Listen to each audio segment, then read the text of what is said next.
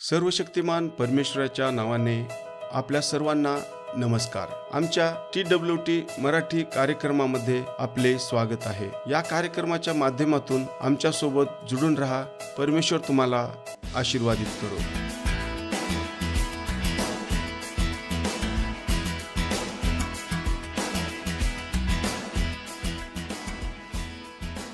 आजचे वचन अध्ययन काटा. प्रेषित पौलाच्या विधानाप्रमाणे काटा देहात एक काटा आहे. चला वाचूया 2 करंथी 12:7-9 हा वचन भाग कुठून आला आहे आणि प्रगटीकरणाच्या विपुलतेमुळे मला खूप आनंदित होण्यापासून रोखण्यासाठी माझ्या शरीरात एक काटा दिला गेला. शैतानाचा दूत याविषयी मी 3 वेळा परमेश्वराला विनंती केली की त्याने मला सोडावे, पण तो मला म्हणाला, माझी कृपा तुला पुरेशी आहे, कारण माझी शक्ती दुर्बलतेत परिपूर्ण होते. ख्रिस्ताचे सामर्थ्य माझ्यावर राहावे म्हणून मी माझ्या दुर्बलतेबद्दल अधिक आनंदाने बढाई मारीन. मला असे वाटते की आपल्यापैकी कित्येकांच्या शरीरात कधी ना कधी काटा आला असेल.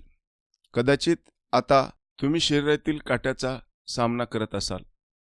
अशी एखादी गोष्ट, परेशानी ज्याच्यामुळे तुम्ही आधीच अनेक वेळा देवाकडे आला आहात, परंतु ती अजूनही टिकून आहे आणि तुमच्या मते तुमचे जीवन नष्ट करत आहे. आपल्या सर्वांना असे वाटते. देहातील असे काही काटे आपल्या आयुष्यात काय असू शकतात ते पाहून अशी वेळ आली आहे का जेव्हा तुम्हाला अयशस्वी झाल्यासारखे वाटले असेल? कदाचित तुम्हाला आता असे वाटत असेल किंवा कदाचित तुमच्या जीवनात या क्षणी शरीरातील काटा निराशा आहे. सर्वात दुःख काट्यापैकी एक म्हणजे खराब आरोग्य. कदाचित तुझा काटा छळतोय. बायबल छळाबद्दल बरेच काही बोलते. ज्यांची त्यांच्या विश्वासामुळे थट्टा केली गेली, अत्याचार केले गेले, टोमणे मारले गेले. येशू ख्रिस्तावरील प्रेमामुळे आज जगात कुठेतरी लोकांचा छळ होत आहे, किंवा कदाचित तुमची सध्याची समस्या ही एखादा प्रिय व्यक्तीचे नुकसान आहे आणि तुम्ही म्हणत असाल, हे सहन करणे खरोखर कठीण आहे. मला वाटत नाही की या क्षणी जीवन फारसे भयात आहे. मी निराश आहे. मी एकटा आहे. मला असे वाटते की देव मला विसरला आहे. बरं प्रिय लोकांनो, जीवन कधीच साधं नसतं आणि जीवनातील सर्व समस्या, निराशा, आजारपण, अपयश, छळ, शोक प्रत्येक ख्रिस्तियासाठी समान आहेत. तसे ते प्रत्येक विश्वासूसाठी आहेत. मानवजातीतील प्रत्येक जण या परीक्षा अनुभवतो. फरक हा आहे की आम्ही येशू ख्रिस्ताची विश्वासाची हमी धरून आहोत. तो समस्या आणि अडचणीमधून आम्हाला मार्ग दाखवण्याचे आणि आशीर्वाद देण्याचे वचन देतो. काही लोकांनी जीवनातील समस्यांना हार्ड नॉक्सचे विद्यापीठ म्हटले आहे. इथेच कडा म्हणजेच अवांतर गोष्टी काढून टाकल्या जातात आणि जगण्याच्या परिपक्वतेमुळे आपण थोडेसे मजबूत होतो. आपल्या खडबडीत कडा, नको असलेल्या गोष्टी कापण्याची प्रक्रिया हिरा कापण्यासारखीच असते. निश्चितपणे पहिल्या दृष्टिक्षेपात असे दिसते की दगड नष्ट होणार आहे, कारण तीक्ष्ण टोकदार छन्नी ते कापत आहे. पण मग आपण पाहतो की कारागिराला तो काय करत आहे हे माहीत आहे, की तो प्रकाशाचे प्रतिबिंब उजळण्यासाठी एक पैलू बनवत आहे, जेणेकरून ते अधिक तेजस्वीपणे चमकेल. त्याचप्रमाणे देव आपल्याला घडवत असतो आणि आकार देत असतो. त्याला आपले नेमके काय बनवायचे आहे हे माहीत आहे. शेवटचे उत्पादन कसे दिसावे हे त्याला माहीत असले तरी आपल्याला समजत नाही. म्हणून आपण कधी कधी ओरडतो.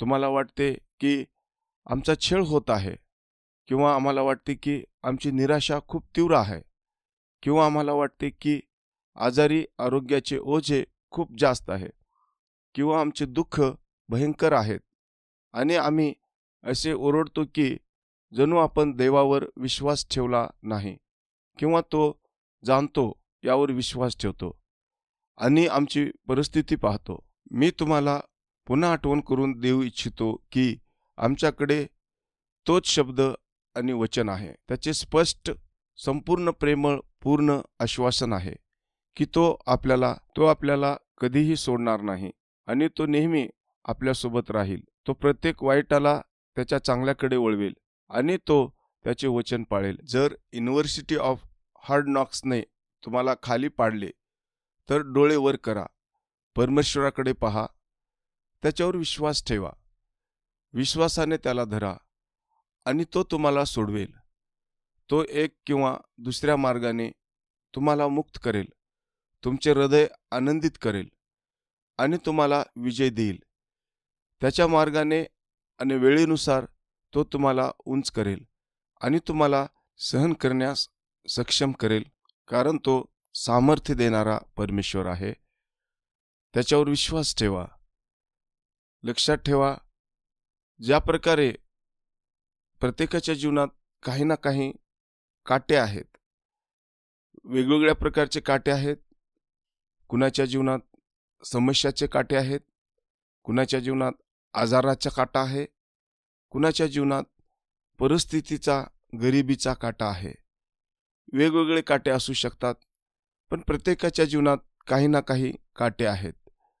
ते काटे जावे म्हणून जीवनभर प्रयत्न करत राहण्यापेक्षा कदाचित तो काटा परमेश्वराने आपल्याला दिलेला आहे, त्याची कृपा आपण समजून घ्यावी, हा त्याचा उद्देश आहे. आपण बरेच वेळेस त्याच्या कृपेपासून दूर जातो आणि विसरून जातो की जे काही आपल्या जीवनात आहे ते प्रभूपासून आहे आणि जे समस्या आहेत तेही प्रभूपासून आहेत, जेणेकरून की आपण भटकून परमेश्वरापासून दूर जाऊ नये. म्हणून त्याने प्रत्येकाच्या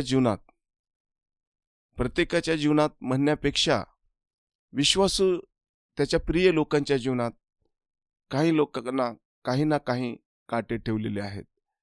ते काटे ह्याच्यासाठी आहेत की आपण बहकून न जाता पुन्हा वळून त्याच्याकडे यावे, त्याच्या प्रार्थनेत, धार्मिकतेत जीवन घालावे आणि विश्वासात वाढावे आणि त्याच्या आज्ञेमध्ये जीवन जगावे. हाच त्याचा उद्देश आहे. जोपर्यंत त्याची कृपा आपल्यावर आहे, तो काटा आपल्याला काहीही करू शकत नाही. तो काटा तुम्हाला काहीच करणार नाही. पण जेव्हा तुम्ही प्रभूपासून दूर जाल, तुम्हाला पण कळणार नाही, तेव्हा मात्र तो काटा तुम्हाला त्रास द्यायला लागेल. तेव्हा तुम्ही समजून घ्याल की मला परमेश्वराकडे जाण्याची गरज आहे, मला देवाकडे येण्याची गरज आहे. तो काटा तुम्हाला परमेश्वराकडे घेऊन येईल आणि पुन्हा तुम्ही परमेश्वरावर विश्वास ठेवून त्याची आराधना आणि भक्ती करण्यासाठी सज्ज व्हाल. म्हणून परमेश्वरानं वेगवेगळ्या प्रकारचे काही ना काही काटे प्रत्येकाच्या जीवनात दिलेले आहेत. म्हणून त्या काट्याला बघत बसू नका. जोपर्यंत परमेश्वराच्या कृपेत तुम्ही आहात, तोपर्यंत तो काटा तुम्हाला काहीच करू शकणार नाही. पण लक्षात ठेवा, देवापासून दूर गेलात तर मात्र तो काटा तुम्हाला छेडण्यास सुरुवात करेल. चला आपण प्रार्थना करूया. सर्वशक्तिमान परमेश्वरा, खरेच तू महान आहेस. प्रत्येकावर तुझी दृष्टी सदोदित आहे. पौलाला कसं एक काटा दिलंस, तसे आम्हाला प्रत्येकाला एक काटा दिलंस. तो काटा आम्हाला हिऱ्याच्या धारदार हतियाराने जसे वेडेवाकडेपणा काढला जातो व उजळपणा येतो, तसे तो काटा आम्हाला विश्वासात वाढण्यासाठी व टिकून राहण्यासाठी सहाय्य करत असतो. ते सहन करण्याची शक्ती तू आम्हास दे. तू सोबत आहेस या विश्वासाने प्रार्थना येशूच्या नावात करतो म्हणून आमेन.